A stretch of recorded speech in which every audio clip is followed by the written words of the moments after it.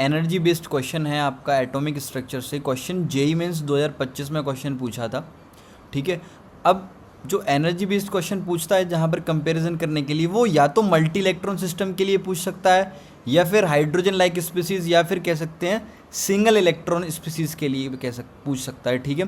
तो यहाँ पर एक चीज़ पहले कॉन्सेप्ट समझ लीजिए, जैसे अगर आपसे हाइड्रोजन लाइक स्पीसीज क्वेश्चन में दे रखा है या फिर सिंगल इलेक्ट्रॉन स्पीसीज दे रखा है, देन आपको वहाँ कंपैरिजन कैसे करना, जिस एन की वैल्यू जितनी ज़्यादा होगी उसकी एनर्जी उतनी ज़्यादा होगी, ठीक है।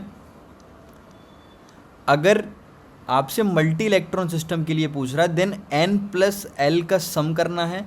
अगर वो सम जिसका ज़्यादा आएगा उसकी एनर्जी उतनी ज़्यादा होगी, ठीक है।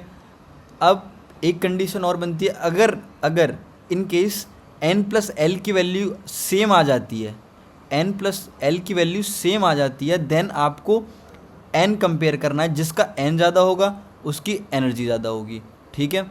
अब हम एक एक करके ऑप्शन चेक कर लेते हैं, और अब जैसे ए ऑप्शन के लिए देख लेते हैं। तो एन प्लस एल की वैल्यू यहाँ 5 आ रही है, यहाँ 6 आ रही है, और इसमें 4 आ रही है, इसमें 5 आ रही है, इसमें कितनी आ रही है 4, ठीक है। तो इट मीन्स कि यहाँ से एक चीज़ तो क्लियर हो गई कि जो बी की एनर्जी रहने वाली है, बी की, वो सबसे ज़्यादा है। अब हमें ए और डी में देखना है, क्योंकि एन प्लस एल की वैल्यू सेम है। यहाँ हम देखेंगे एन की वैल्यू किसकी ज़्यादा है, ऑब्वियसली ए की, तो ए, उसके बाद डी, उसके बाद अब देख लेते हैं सी और ई में।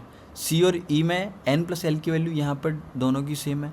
अब यहाँ एन की वैल्यू चेक कर लीजिए, एन की वैल्यू यहाँ 4 है, यहाँ 3 है, तो यहाँ से भी एक चीज़ क्लियर होगी, ई की ज़्यादा होगी, फिर लास्ट जो बचा वो सी की हो गई।